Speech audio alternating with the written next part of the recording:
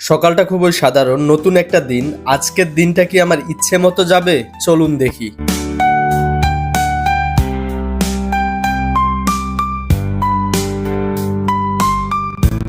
আমার সকালটা শুরু হয় এক্সারসাইজ দিয়ে। আমি যদি এটা না করি আমার দিনটাই শুরু হবে না। তাই সর্বপ্রথম আগে আমার এক্সারসাইজ। চলুন শুরু করা যাক। ছোট ছোট কাজ, হয়তো এটা মুহূর্তেই কোনো পরিবর্তন নিয়ে আসবে না, কিন্তু নিয়মিত একটা কাজ করলে একটা সময় অনেক বড় পরিবর্তন নিয়ে আসে।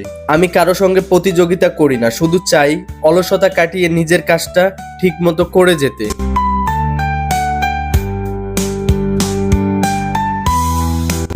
মাঝে মধ্যে মন চায় কিছু না করে চুপচাপ বসে থাকি, কিন্তু তখন নিজেকে মনে করিয়ে দেই আমি আমার মনের সাথে যে প্রতিশ্রুতি দিয়েছি সেটা কখনোই ভাঙবো না।